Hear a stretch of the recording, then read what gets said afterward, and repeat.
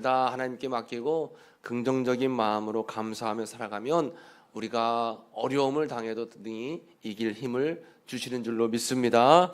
오늘 말씀은 피투성이라도 살아있으라 라는 제목으로 함께 은혜를 나누도록 하겠습니다. 한번 따라해 볼까요? 피투성이라도 살아있으라. 네, 그렇습니다. 피투성이라도 살아있으라.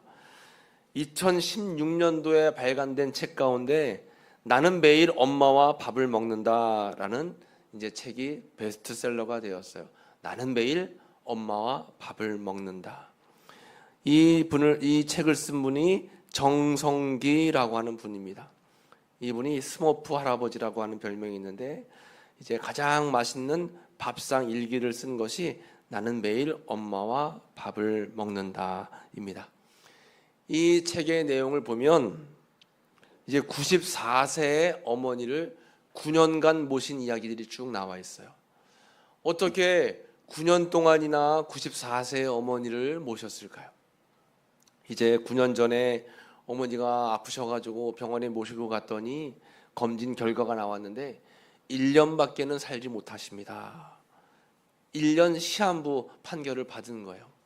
그래서 이 아들이 아버지도 예전에 그렇게 병간호하지 못하고 보내드린 것이 너무 마음이 안타까웠기 때문에 이제 1년 동안 어머니를 잘 모셔야 되겠다 하는 마음으로 요양병원으로 보내드리지 않고 이제 집에서 모시기로 한 겁니다. 그런데 여러분, 이렇게 병드시고 거동이 불편하시고 어려운 어머니를 모신다는 것이 굉장히 쉬운 일이 아니었습니다. 그래도 가족들이 힘을 합쳐서 함께 어머니를 1년 동안 잘 모셨어요. 그런데 여러분, 시한부 몇 년이에요? 1년인데 2년이 돼도 3년이 돼도 계속 하나님의 부름을 받지 않으시는 거예요. 그러니까 다른 자녀들도 다 같이 힘들어하는 겁니다. 그래서 이분이 결단을 내렸어요. 안 되겠다. 하나님이 이분을 모시고 가는 그 순간까지, 하나님 나라 가시는 그 순간까지 내가 따로 모셔야 되겠다 해서요. 이제 분가를 한 거예요. 방을 따로 잡고 이제 어머니를 아들이 혼자 모시는 겁니다. 그러다 보니까 삼시세끼 밥을 다 차려야 되는 거예요. 밥을 다 차려서 또 이 밥을 이렇게 챙겨드리면 이 어머니가 치매가 오셔가지고 밥을 드시고 돌아서면 다시 또 돌아서서 왜 밥 안 차려주냐고, 왜 맛있는 밥 안 주냐고 또 칭얼대시는 거예요. 그러면 어머니 밥 드셨잖아요 하고 또 얼러드리고, 그렇게 보낸 세월이 몇 년이에요? 9년을 보낸 거예요. 9년. 그런데 그 9년 동안 어머니를 이제 옆에서 이제 섬기는 것이 쉽지 않으셨나 봐요. 이분이 이빨이 다 빠지고 아들이, 그리고 몸이 더 많이 병이 든 거예요.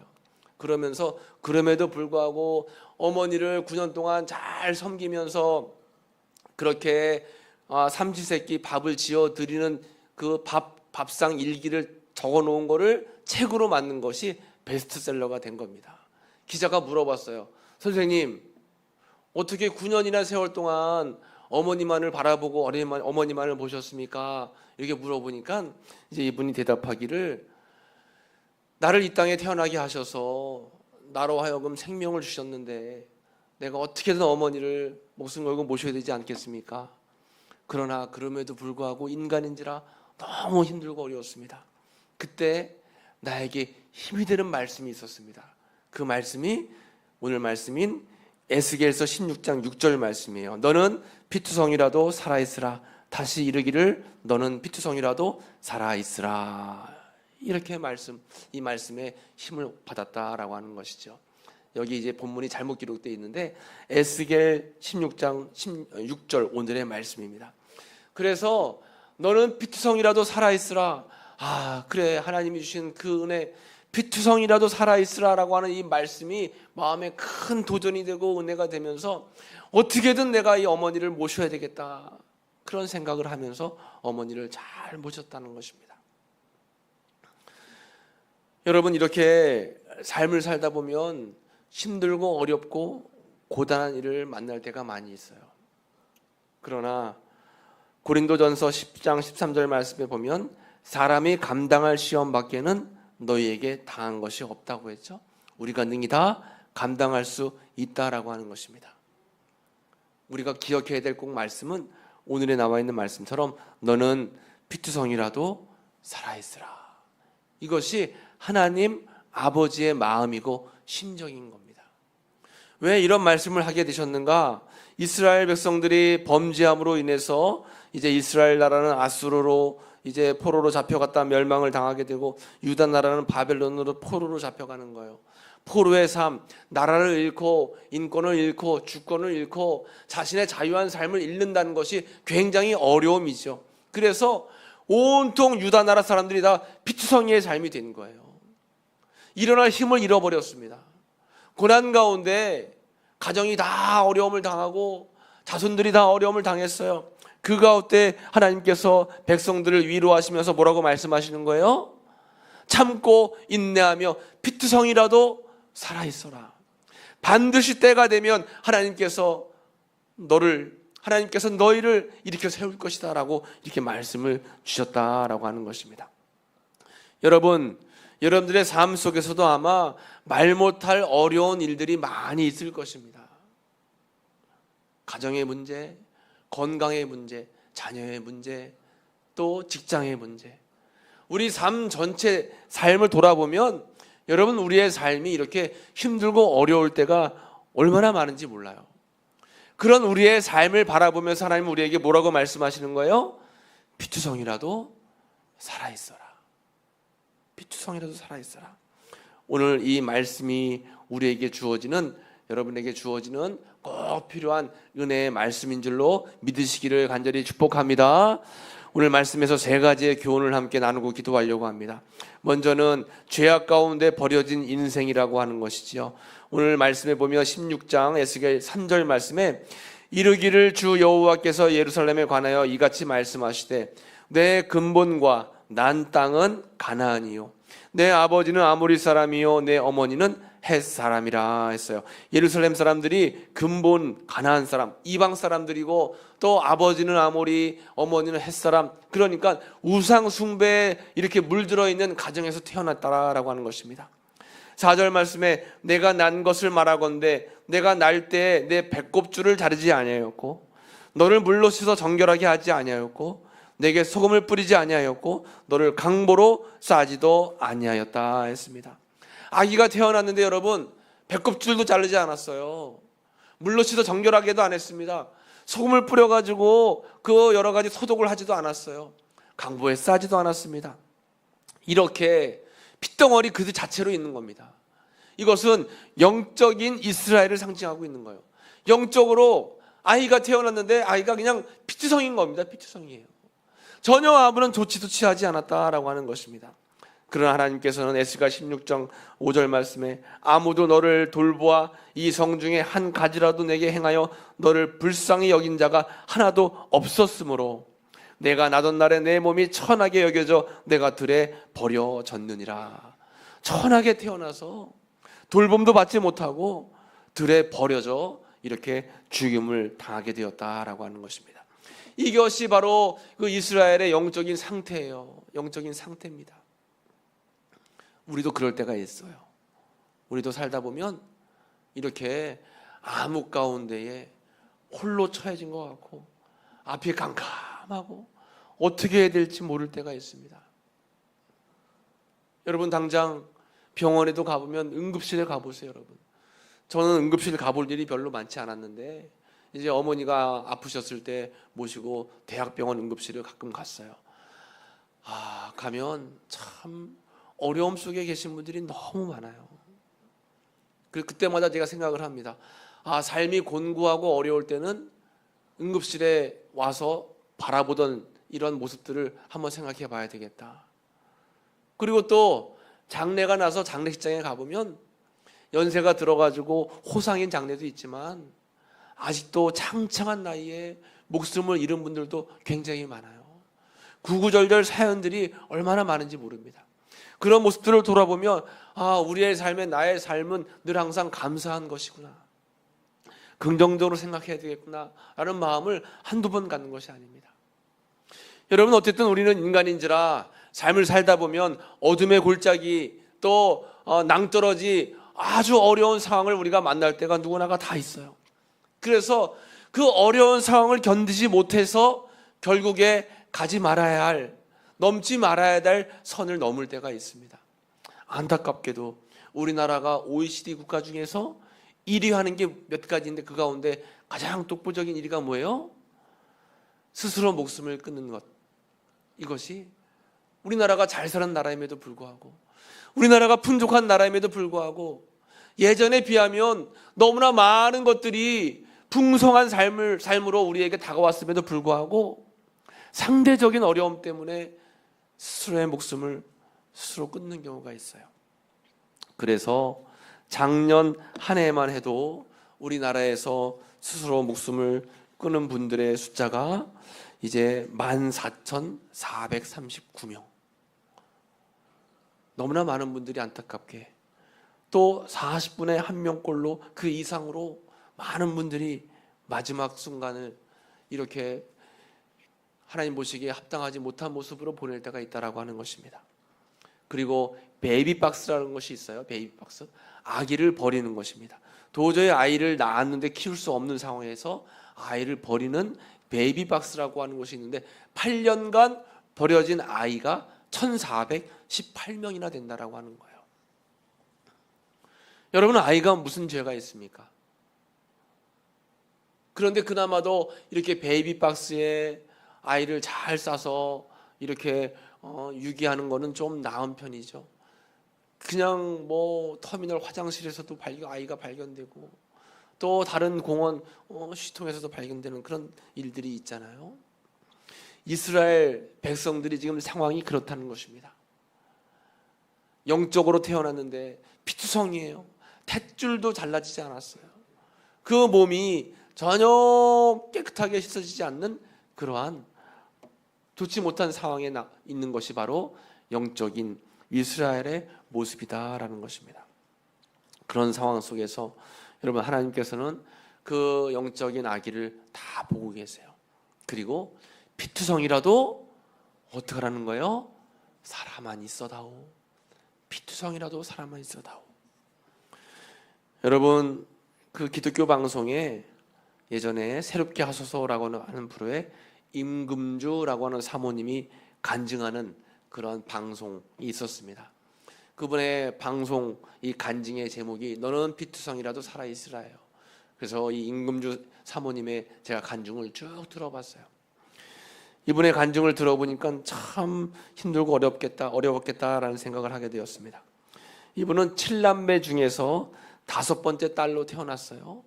7남매 중에 5번째 딸로 태어났는데 행복한 삶을 살다가 중학교 시절에 이 아버지가 그만 이제 술에 중독이 돼가지고 평상시는 괜찮은데 술만 드시면 집에 와서 막 폭행을 하는 거예요. 그냥 가족들을, 딸들을 막 너무 심하게 학대하고 때리고 또 심지어는 성적인 폭행까지 가하고 이렇게 힘들고 어려운 순간을 겪으면서 난 도저히 이 세상에 살아갈 수 없겠다 하고 고등학교 때 자살을 결심합니다. 그런데 자살을 결심했는데 그것이 실패가 되어서 살게 되었어요. 그러다가 23살에 이제 교회에서 청년부 생활하는데 자기의 마음을 이해해 줄 수 있을 만한 남자를 만나게 된 거예요. 이제 교제를 하게 됐습니다.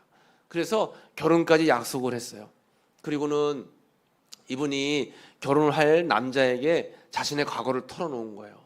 내가 가정에서 이런 어려운 일을 당했다. 그런데 그 다음 주에 교회를 가보니까 자신에 관련된 소문이 벌써 교회에 다 퍼지게 된 거예요. 너무나 큰 상처를 받았습니다.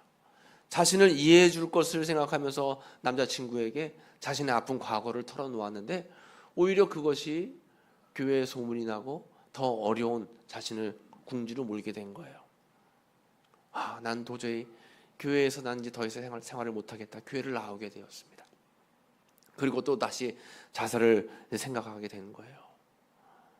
그러다가 이제 자살이 실패로 돌아갔는데 또 어떻게 25살에 남편을 만나게 되는데 이 남편이 너무 좋은 사람을 만난 겁니다. 자신까지 이해를 해주는 거예요. 자신의 삶, 과거의 삶까지 이해해 주는 겁니다. 그래서 그 남자와 만나서 자녀도 출산하고 행복한 삶을 살고 있었는데 36살에 이 남편이 아픈 거예요. 병원에 가보니까 대장암 말기인 거예요. 그래서 남편이 36살에 대장암 말기로 세상을 떠났어요. 하늘이 무너져 내리는 것 같았습니다. 이제 남편이 죽으면서 보험금을 받게 됐는데 그 보험금을 자신이 어떻게 해야 할지 모르는 상황 속에서 친척이 맡아주겠다고 했는데 그 친척이 그 보험금을 가지고 도망을 가버린 거예요. 삶이 너무 힘들었어요. 하나님이 나를 버리셨나 보다. 그리고는 또 다시 자살을 시도하는 겁니다. 그러다가 또 어떻게 살게 됐어요. 다시 마음을 추스리고 이제 평택이라는 곳으로 이사를 가서 평택에서 이제 마음이 힘들어서 그래도 기댈 곳이 교회밖에 없다 해서 교회를 가서 하나님의 말씀을 첫날 듣는데 오늘 이 에스겔서 16장 6절 말씀의 본문을 가지고 목사님이 설교하시는 거예요. 피투성이라도 살아만 있어라. 하나님을 의지하면 살아날 구멍이 있고 솟아날 수 있는 그러한 희망이 있다. 이 말씀을 듣고 마음에 다시 한번 용기를 갖게 된 겁니다. 그리고 나서 이제 한 목사님을 만나게 되었고 그 목사님과 결혼을 해서 지금은 평택에 함께하는 교회 사모님이 된 거예요. 그분의 삶을 돌아보니까 피투성이라도 살아있으라 직접 경험해 보니 어떤 말인지 알겠더라고요. 이렇게 간증을 했습니다. 여러분, 이분의 간증만큼 여러분들의 삶 속에도 정말 힘들고 어려운 간증들이 많이 있을 것입니다. 그런데 여러분, 그럴 때일수록 좌절하고 절망하고 넘어지는 것이 아니라 더 하나님을 의지하고 기도하고 주님께 맡겨야 된다라고 하는 것이죠. 여러분, 우리가 힘들고 어려울 때 정말 막바지에 마음이 가게 되면 자살한다 했는데 자살을 거꾸로 하면 뭐예요? 자살 거꾸로 하면 살자입니다. 자살을 여러분 우리가 거꾸로 생각하는 거예요. 살자. 그래 살아보자. 한번 해보자. 하나님이 나에게 주신 생명인데 내가 어떻게든 한번 최선을 다해서 한번 나아가보자 라고 생각을 하는 거예요. 사람의 생각, 악한 마귀의 생각은 그것 봐. 해도 안 돼. 아유, 이제 포기해. 이제는 너 생명 끝났어. 자꾸 우리에게 좌절과 절망을 주지만 하나님의 생각과 성령의 생각은 아니야. 이게 끝이 아니야. 힘을 내. 용기를 내. 피할 수 있어. 피투성이라도 살아야 돼. 자꾸 우리에게 힘과 용기와 소망을 주는 것이다 라고 하는 것입니다. 그러므로 힘들고 어려운 삶 속에 여러분들 산다 할지라도 절대로 포기하지 마시기를 간절히 축복합니다. 우리의 삶은 누구 것이에요? 하나님의 것입니다. 이 세상은 누구에 의해서 우리가 태어났어요? 하나님이 보내셨기 때문에 태어난 거예요. 그러니까 어려워도 주님 바라보고 힘들어도 주님께 의지하는 것입니다. 오늘 본문의 말씀이 그런 거예요. 나라를 다 잃어버렸어요. 주권도 잃어버렸어요. 가족도 잃어버렸습니다. 내 생명까지도 위협을 받아요. 그럼에도 불구하고 피투성이 아이와 같은 그러한 어려운 처지에 있다 할지라도 하나님은 백성들에게 절대로 포기하지 마. 피투성이가 된다 할지라도 살아만 있어. 주님이 우리에게 해주시는 말씀인 것이라는 사실을 여러분 꼭 믿으시기를 간절히 축복합니다. 두 번째는 생명을 주신 하나님이에요. 오늘 본문의 16장 6절 말씀에 내가 내 곁으로 지나갈 때 하나님이 곁으로 오시는 것입니다. 내가 피투성이가 되어 있는 것을 하나님께서 발짓하는 것을 보고 계셨어요. 내게 이르기를 너는 피투성이라도 살아있으라. 다시 이르기를 너는 피투성이라도 살아있으라. 하나님이 우리에게 말씀하셨다라고 하는 것입니다. 이렇게 이스라엘 유다는 굉장히 어려움 속에 있었지만 하나님이 그것을 다 바라보고 계셨어요. 그리고는 그 남은 자들에게 피투성이라도 살아있으라 말씀을 하고 계시다라고 하는 것입니다. 우리가 성경에 보면 이렇게 어렵고 힘든 상황 속에서 절망하지 않고 포기하지 않고 주님을 마지막까지 붙들어 가지고 생명을 건진 이야기들을 많이 발견하게 됩니다. 그 가운데 대표적인 인물이 사르밧 과부에 대한 이야기예요. 열왕기상에 나와 있죠. 열왕기상에 사르밧 과부가 있었습니다. 이제 홀로 살아가며 아들 하나를 키우고 있었는데 너무나 먹고 살기가 힘들었어요. 그때 엘리야가 찾아와서 엘리야가 나에게 먹을 것을 좀 달라 이렇게 부탁을 했습니다. 그때 사르밧 과부가 뭐라고 이야기하는가 하면 17장 12절 말씀에 열왕기상 그가 이르되 당신의 하나님 여호와께서 살아계심을 두고 맹세하노니 나는 떡이 없고 다만 통에 가루 한 움큼과 병에 기름 조금뿐이라. 내가 나뭇가지 둘을 주워다가 나와 내 아들을 위하여 음식을 만들어 먹고 그 후에는 죽으리라. 이 사르밧에 살고 있는 이 여인은 너무너무 어려운 형편과 처지였습니다. 아들 하나 건사하기도 어려웠어요. 그때 선지자가 와서 떡을 좀 만들어 달라고 하니까 난 떡도 없고 한 움큼의 병과 기름밖에는 없습니다. 그러나 내가 주의 종의 말을 의지해서 제가 떡을 만들어 드리겠습니다. 그래서 남은 것 가지고 떡을 만들어서 주의 종을 대접했습니다. 그때 어떤 은혜를 받게 되는가? 열왕기상 17장 16절에 여호와께서 엘리야를 통하여 하신 말씀같이 통에 가루가 떨어지지 아니하고 병에 기름이 없어지지 아니하니라. 아멘. 여러분, 이 사르밧 여인의 은혜가 힘들고 어려운 가운데 있었지만, 절망 속에 있었지만 하나님의 말씀을 의지하고 순종해서 마지막 그 순간까지 주님을 따르겠다라고 하는 마음의 각오를 가지니까 하나님께서 살 수 있는 길을 주시고 피할 길을 허락해 주셨다라고 하는 것입니다. 이러한 사르밧 과부, 사르밧 여인의 은혜가 여러분들의 삶 가운데 영원히 임하게 되시기를 간절히 축복합니다. 로마서 14장 8절 말씀을 같이 읽어보겠습니다.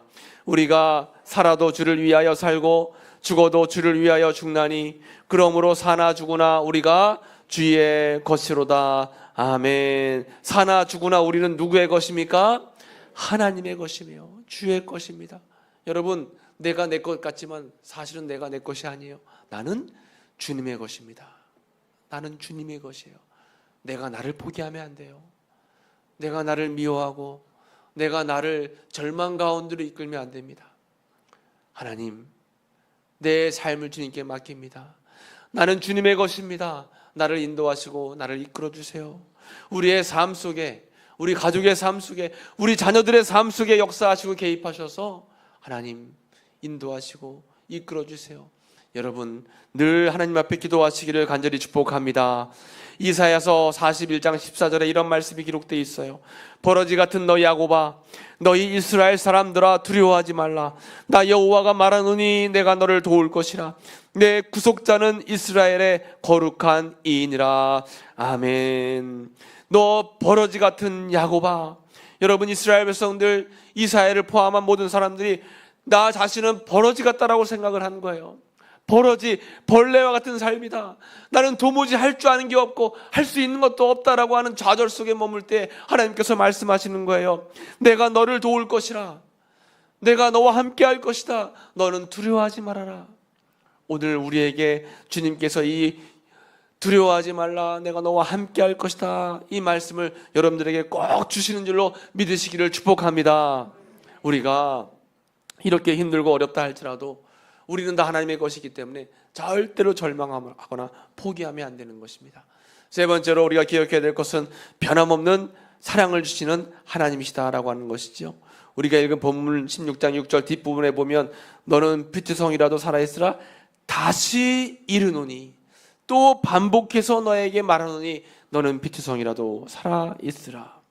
반복해서 말씀하시는 것은 절대로 변함없이, 절대로 포기함 없이 끝까지 하나님께서 우리를 사랑해 주시고 우리를 구원해 주시겠다라고 하는 약속인 것입니다.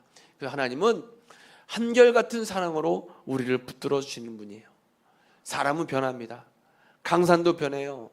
또 사람의 삶과 모습과 생각은 변할 수 있어요. 그러나 하나님의 사랑은 절대로 변함이 없습니다.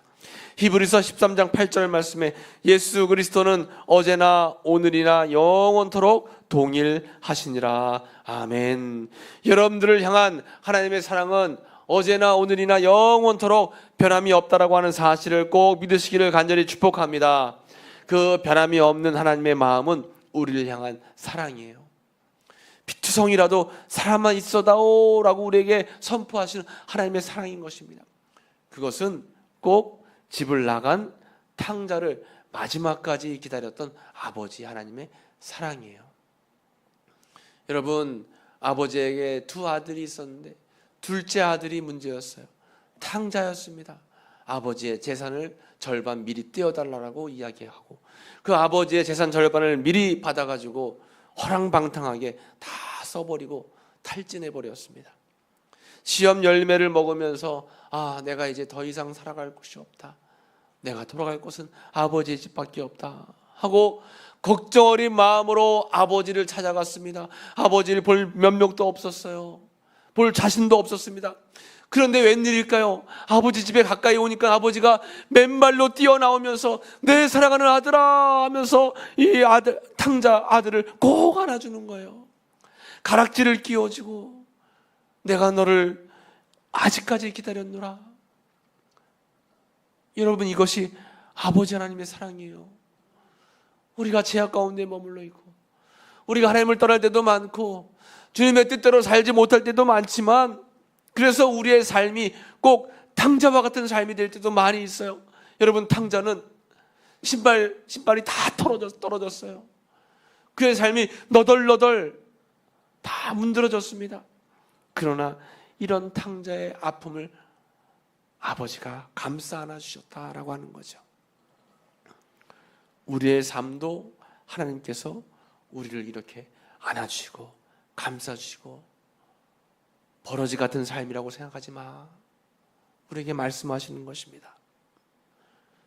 흑투성이에 있다 할지라도 내가 너와 함께 할 것이고 그리고 이렇게 어려운 가운데 있다 할지라도 피투성이 삶을 살아간다 할지라도 내가 너를 붙잡아 줄 거야. 우리에게 약속하고 계시다라고 하는 거죠. 오늘 에스겔서 16장 뒷부분에 60절 말씀에 보면 그러나 내가 너의 어렸을 때 너와 세운 언약을 기억하고 너와 영원한 언약을 세우리라 했어요. 내가 너와 영원한 언약을 세워서 내가 너를 마지막까지 지켜줄 것이다. 이런 말씀을 해주셨다라고 하는 것입니다. 여러분, 하나님의 사랑은 여러분들을 향해서 영원하게 변함없이 있는 줄로 꼭 믿으시기를 축복합니다. 하나님의 변함없는 이 사랑을 믿는 것이 믿음이에요. 나를 사랑하시고 나와 함께 하시고 나를 인도하시는 변함없이 나와 늘 동행하시는 그 하나님을 잊지 않고 살아가는 것이 믿음이다라고 하는 것입니다. 몇 년 전에 한 유명한 연예인이 이제 교회에서 간증을 했습니다. 이분이 간증하는데 어떻게 간증하는가 하면 단란하고 행복한 가정을 살고 있었는데 어느 날 아버지가 교통사고로 돌아가셨다라고 하는 거예요. 교통사고로 돌아가셔서 어머니 이제 밑에서 이제 동생과 함께 사는데 이제 어머니가 새아버지를 데리고 들어오셨는데 새아버지가 매일 때리고 힘들게 하는 것입니다. 그래서 힘들고 어려움 속에 할 수 있는 것이 아무것도 없었는데 이 연예인이 노래를 하는 것을 좋아해서 노래를 부르는데 어디 가면 시컷 노래를 부를 수 있을까 보니까 교회에 가면 되는 거예요. 그래서 자기 발로 교회에 찾아가서 교회에서 시컷 노래를 불렀습니다. 노래를 부르다가 노래 실력이 좋아졌어요. 그 노래 실력이 좋아져서 노래를 하나 어떻게 부르게 됐는데 그것이 이제 히트를 치게 됐습니다. 그 사람이 누구냐? 가수 이수영 씨예요. 이수영. 여러분 뭐 모르시는 분은 모르겠지만 유명한 사람이거든요. 가수 이수영 씨. 그런데 이렇게 성공을 하고 높은 곳에 올라가니까 자신의 옛 과거를 잃어버리게 된 거예요. 그래서 슬럼프를 겪게 되고 술과 음란과 쾌락에 이제 맛을 들이게 되었어요. 그러다가 이제 모든 것을 다 잃게 되고 빚더미 위에 앉게 되었다라는 것입니다. 빚더미 위에 앉아 있을 때에 다시 교회에 찾아가서 하나님 앞에 하나님 어떻게 하면 좋을까요? 어떻게 하면 내 삶이 회복될 수 있을까요? 간절함으로 주님 앞에 간구할 때 하나님께서 오늘 말씀을 주신 거예요. 핏덩어리라도 살아있어라. 핏성이가 되더라도 살아있어라. 죽고 싶은 마음이 들었을 때 주의 성전에서 주님의 음성을 들은 거예요. 그리고는 다시 깨닫게 되었어요. 이 세상에서의 이렇게 잘 되고 또 이 세상에서의 명예와 또 모든 꿈을 이룰 수 있다 할지라도 하나님이 함께 하시지 않으면 아무것도 아니구나. 피투성이의 삶이었지만 주님께로 돌아와서 모든 것들이 회복되고 지금은 하나님을 찬양하며 간증하는 삶을 살고 있다라고 하는 것입니다. 여러분, 말씀을 마치겠습니다. 오늘 우리에게 하나님께서 말씀하고 계세요. 피투성이라도 살아 있으라. 여러분들의 삶 속에 어려운 문제와 시험거리가 있다 할지라도 절대 포기하지 마시고 주님이 나와 함께 하심을 꼭 믿으면서 나를 향해 말씀하시는 주님의 음성, 피투성이라도 살아있으라. 그 음성을 꼭 기억하셔서 은혜 가운데 살아가시고 용기를 내서 살아가시는 여러분들의 삶이 되시기를 간절히 축복합니다. 기도하겠습니다. 하나님 감사합니다. 오늘 피투성이라도 살아있으라 우리에게 들려주시는 귀한 은혜의 말씀을 우리가 마음밭에 새기기 원합니다. 우리의 삶 속에, 우리의 가정의 삶 속에, 또 우리 자녀들의 삶 속에 이 하나님의 음성이 꼭 전달되게 도와주셔서 하나님 생명을 주시고 또 삶을 주시고 또 하나님께서 도와주시는 은혜가 우리의 모든 삶 가운데 나타날 수 있도록 인도해 주옵소서. 예수님의 이름으로 간절히 기도 올리옵나이다. 아멘.